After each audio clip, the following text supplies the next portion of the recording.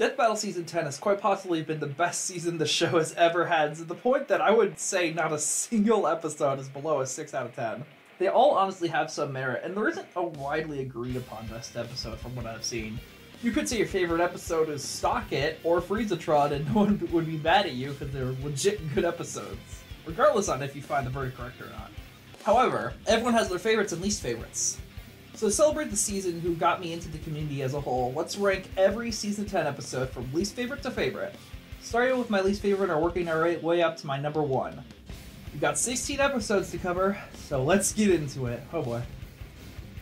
Number 16, we have, to no one's surprise, Phoenix vs. Raven. This episode sure does exist. I'll give it that. It's not bad. Not bad at all, actually. The analysis for both are really well edited. The birds are beautifully animated, and Forevermore sure is a track that exists. The only really memorable part, in my opinion, is the Teen Titans theme. This fight honestly just felt like form after form with barely any creative uses of their powers. The best part was at the beginning with Phoenix being sent to the manor. That was really cool, but that's like as creative as it gets. The kill is alright, and I like the visual of Raven blowing out the Phoenix's flame in the white hot room. I think that's what it's called, I forget. Not a bad episode by any means, but the next time was easily the best part. That's kind of sad. Oh, but John dying during the episode's production was peak comedy.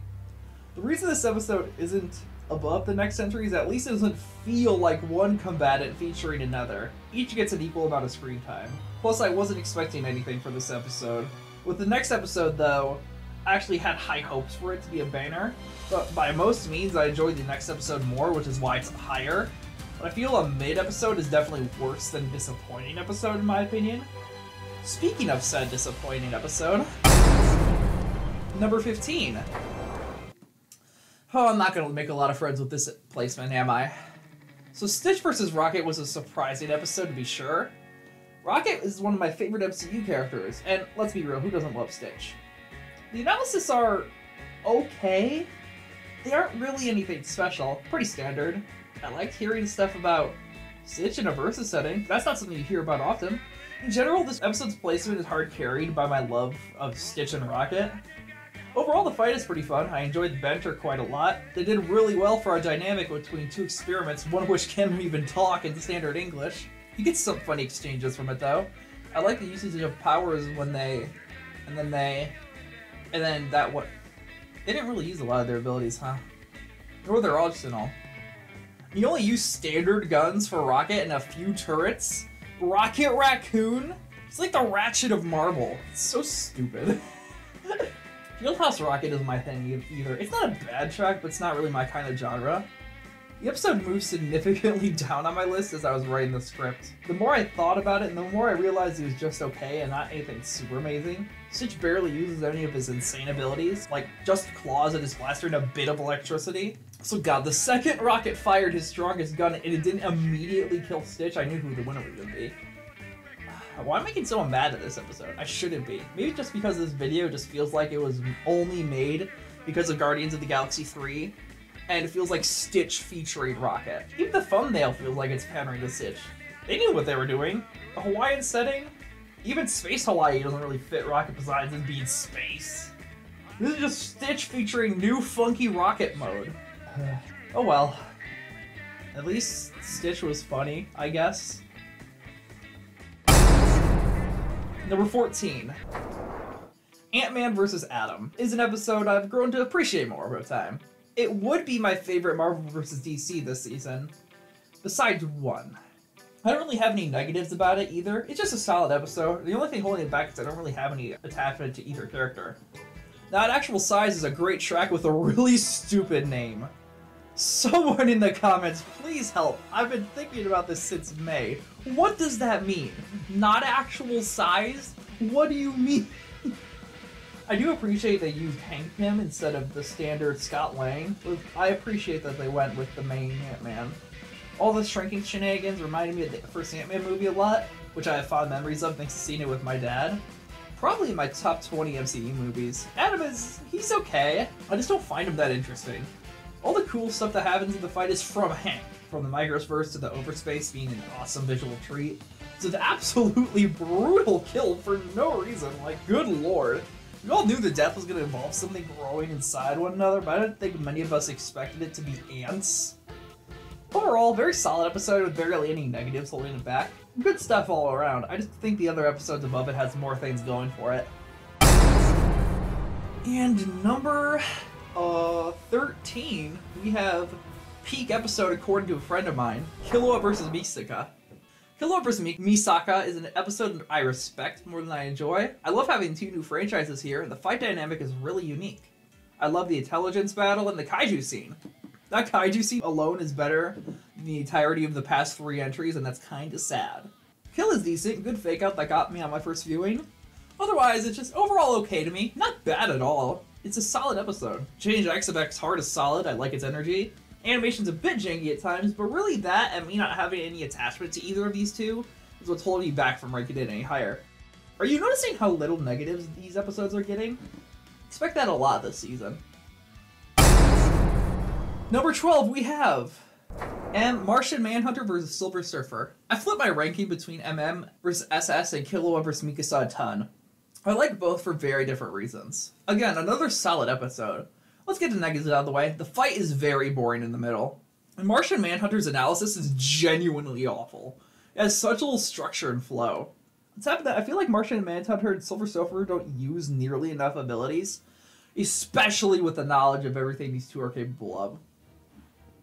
Martian Manhunter uses psychic attacks, telekinesis, cloning with psychic attacks, head laser, and turns into a giant dragon. Silver Surfer, meanwhile, uses genetic manipulation, his surfboard, lasers, and ice powers. That is it. These two are capable of so much more, and I'm not expecting every ability to be used. Heck, even the ones they did use are pretty good, but it's the way they use them that leaves me wanting more. Now, I think that's all the bad stuff. Time for the good stuff. I love Silver Surfer's analysis. I adore the film noir aesthetic at the start. I love how the dragon transformation is drawn, and I adore the ending. Having to fight in the middle of a star while MM powers through his one weakness is fucking awesome. On the music. Mind Over Matter is easily my favorite of the Marvel vs. DC tracks this season. So ethereal and magnificent, and also really somber. It's sad. The entire episode focuses on these two being aware that they are in a death battle, questioning why they're even fighting each other. I respect the fuck out of the attempted new direction they took this battle, but I also think it came at the cost of making the battle less interesting as well, a battle. It's so close to being bumped up to number 11, but has just enough flaws to hold me back from moving it higher. It's so close to greatness, but I feel it falls short in just enough areas, or I can't in good consciousness rank it any higher above number 11. Speaking of number 11, we have Cole McGrath versus Alex Mercer. This episode very much surprised me. Holy shit. The analysis deliberately being like a season 2 analysis is really good. They even said the whole let's end this debate once and for all before the fight started. I did wish they went the whole extra mile and included the fight in the fight itself. Alex's analysis in particular was really interesting. Cole's analysis, on the other hand, sure was an analysis. It's not bad, but just not memorable. Screw that though, let's get to the fight. This is the epitome of solid 3D death battles. Nothing overly special in my opinion, apart from the ending. God, that final clash and shot of Alex grabbing Cole and rocketing into the sky goes so hard. Mad respect for the animators, and especially mad respect for the mad lads who animated Alex's tentacles. That shit is not easy to do, let alone do it as smoothly as they made it. Alex's transformations and Cole's electric and ice attacks are beautifully animated. Love to see it. Highlights of the animation for me include Cole slingshotting Alex by the neck using his weapon, Cole grinding Alex's tentacles and volt tackling him, the office setting having a phenomenal atmosphere, and the entire rest of the fight after Alex starts throwing helicopters. And Inhuman goes hard as fuck. Goddamn, easily top 3 favorite tracks of the season. Love the Linkin Park vibes and the chorus. Oh my god. You seen the script? I wrote an entire section of the chorus, but you're not gonna catch me singing. Hell no. So yeah, great episode. Only reason it's not higher is some small jank through the fight, and my real lack of attachment to any of these characters. Number 10. Chosen Undead vs. Last Dragonborn. The only reason Chosenborn is above Colex is because Chosenborn has a far funnier and more entertaining analysis overall. That's really it. In all other regards, I think they're about equal in terms of jankiness, arsenal use, character moments, cool climaxes and soundtracks. Fireborn is a banner. I know, hot take of the century. Overall, yeah, episode got me to play Skyrim, so that's something. Good usage of both arsenals and a unique fight dynamic. Here are some of my favorite moments. Chosen Undead pulling himself along the length of the Dawnbreaker in a choking last Dragonborn is insanely cool. The whirlwind sprint mixed with time slow was cool. The arrow to the knee and the roll scene was funny. The entire final clash and the kill involved in Last Dragonborn destroying the fucking first flame. Are you kidding me? That's awesome. Overall, solid. Nothing more to say, really. Number 9. For the record, we have a close placement between 9 and 8. I like both for very different reasons. However, as of right now, my number 9 is Frieza vs. Megatron. This episode is one of the biggest surprises for me this season. I had zero investment going into the episode, but Devil Artemis pops the fuck off with the fight animation. The analysis for Frieza was just whatever, but Megatron's analysis was immaculate. Easily one of my favorites of the entire season. But now here are some of the many highlights of the fight animation. The voice acting provided by the Team 4-star guy and Megatron's voice actor were amazing. Final Formers is an absolute banger. The Golden Frieza transformation might be one of my favorite transformation sequences in the entire show. Megatron just casually shooting back the death ball into Frieza's face. Megatron's entire speech in the end. The antimatter effects, hell, the effects in general are really good. The kill being really good, and the ending. God, this episode rules. The only reason it's not any higher is, once again, my lack of any attachment to either character outside of casual enjoyment of both of these franchises. But yeah, really good. Alright, now for number 8. Well, this episode was a long time coming. For a finale, I'd say it's absolutely lived up to the hype the matchup has received over the years. The analysis for both were really interesting. For Galactus, it was focused on his story and character as well as his power set, while Unicron was focused more on how much of an utter force of nature he is. Perfect for both. I adore it. Now, onto the fight, and wow, utterly floored. The cosmic scale of these two felt like nothing I've ever seen on a death battle. The fact that both of the models used in the fight are custom made is insane. Unicron especially looks badass as fuck. They did basically everything I wanted to see out of the fight. All-consuming, while a decent track on his own, complements the fight brilliantly. Gives off the vibe of this is the end game, you are going to die. I only have a few real negatives about the episode. The kill doesn't have a ton of impact. I feel they could have used their powers in a bit more creative ways. It's not that they didn't use enough powers per se, it's that they just didn't use them in as creative ways as I wanted them to. Beyond that, I can't say I have any other real negatives for the episode. It's fucking Galactus versus Unicron. Funny how both Transformers episodes are next to each other on my ranking. That wasn't intentional, by the way, that's just how it happened. Alright, number 7. Gojo versus Makima. Yes, I really did just put it this high. I just like Chainsaw Man and Jujutsu Kaisen that much. This is the first time Death Battle I've binged both series of the events present upon the episode being announced. TLDR, Jujutsu Kaisen is amazing. Chainsaw Man's alright, it's okay. Now the episode, the analysis for both are beautifully animated. Super good job of going over their backstories and how strong these two are in their respective verses. Plus the little joke in each of their dislikes is also peak comedy. Not much else to say about the analysis beyond their being good. Covers the characters really well. The track Who Wears the Crown took a while to grow on me, but overall, it is a very solid track that mixes the chill, low-key vibes of Jujutsu Kaisen's soundtrack with the hard rock of Chainsaw Man's. Unlike a certain other track that was made. For the first time in a while, we got unique rules for matchup. It makes sense why they did, though. These two are so elaborate with their respective movesets that some crown rules had to be said. Now the fight. Let's start out with things I dislike. So small jankiness at the start of the fight with Gojo's hand-to-hand. Makima is supposedly out of character, even if I hard disagree on that take, but I feel like it's worth bringing up. Also, if Bang could hit Gojo, why didn't Makima go for the head? Is she stupid? What else? Oh fuck, that's it, huh? Yeah, so this animation is kind of peak. Beautifully transitioning between sprites and hand-drawn elements. Both fighters giving their all with beautifully delivered lines. A raw as fuck final kill with domain expansion in hollow purple. Props to Makima though. Everyone expected her to get bodied, but she had Gojo on the ropes at the end. Conclusion was outstanding. I love long conclusions, and this one's one of the longest in the season. It shows how in-depth research team went in on this. Overall, an amazing episode with barely any flaws in my opinion. Jujutsu Kaisen and Chainsaw Man both got a banger introduction to Death Battle. Let's hope it's not the last. Number 6. Rick vs. the Doctor. Just wow. Season 10 can't stop cooking. What a phenomenal episode that pays respect to both Doctor Who and Rick and Morty. Let me just cover the highlights. The voice acting for both is amazing. I love Rick and Morty's voice actors, and the Doctor is great. It helps that he's one of my favorite versions of the Doctor too. And the track, Wubba Lubba Aliens Y, is so damn good. I love it. The settings used are fun. The entire climax with the regeneration. Rick getting prep time mid-animation thanks to the Weeping Angels. The Weeping Angels in general was cool to see. Death Battle finally portraying a pacifist right after Aang sucked the Doctor's entire speech about him not wanting to get spoon versus sword, that's all I'll say. As a massive Doctor Who fan, as a massive Rick and Morty fan, the only negative I have about the episode is I wish they used more of their arsenal. That's like it. Number 5.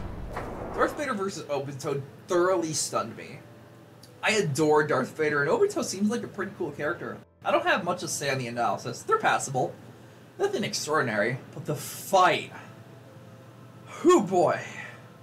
I adore the character interactions and behaviors on display here. Darth Vader's juggernaut nature being on full display that makes Vader vs. Doom look like a joke. Tiyoko going from calm and collected to sympathetic towards Vader and his life.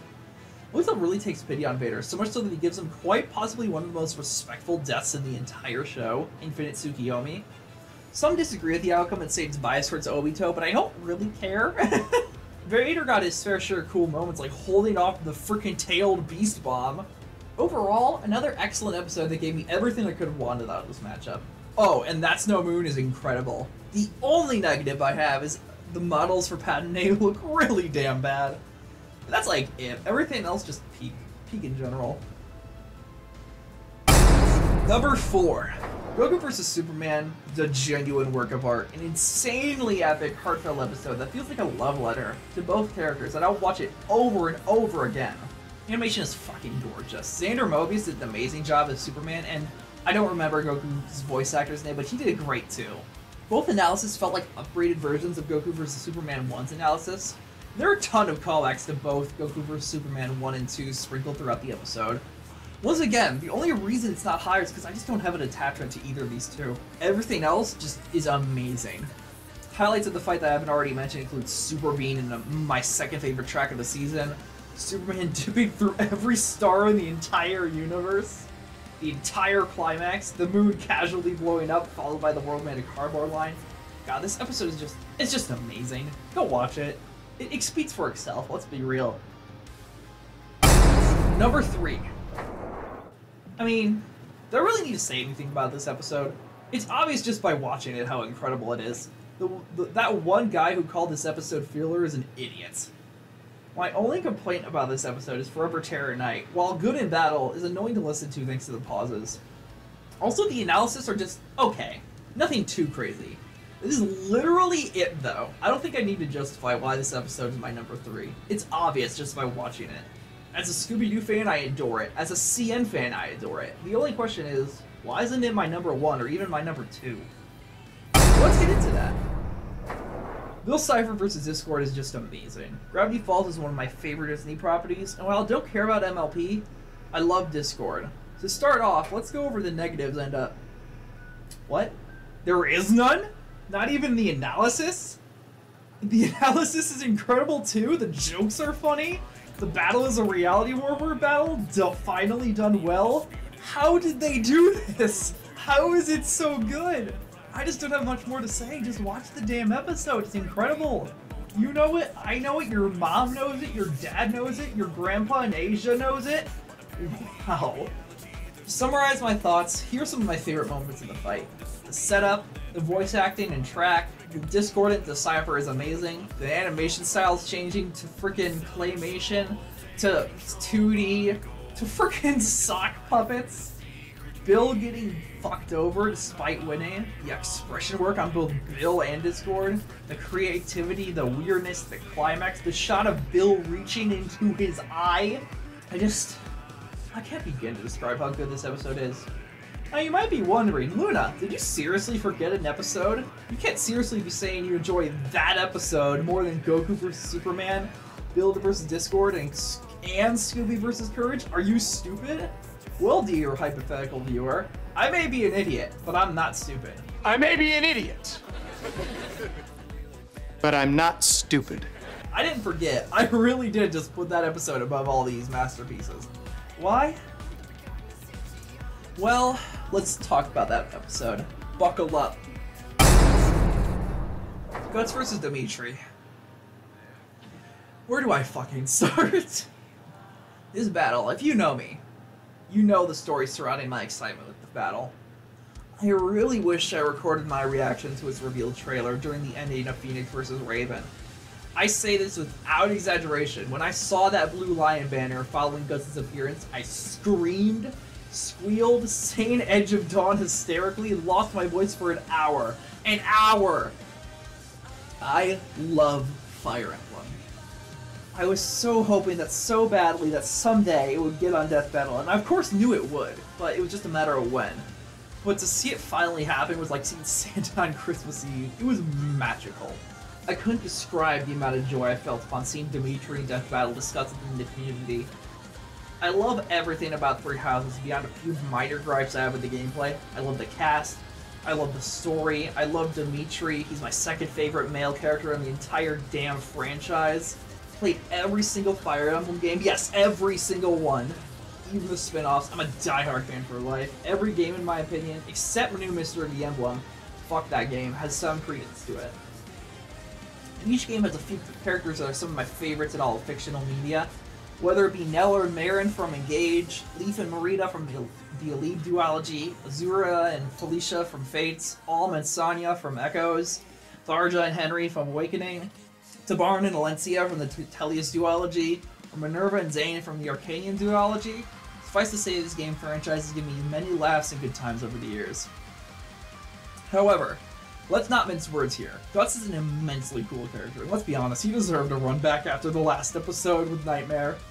I don't have any real interest in getting into the Berserk franchise, but I have mad respect for series that are willing to tell dark stories and cover triggering subject matter and do it in a respectful manner. That is not easy to do, and Berserk has my immense respect for that. I'm going to be straight and address the elephant in the room before we talk about this episode, the lead up. In short, I'm happy people have learned how strong Fire Emblem is as a verse, but because beyond the Demitri downplay, the lead up to this battle is the most fun I've ever had in the community.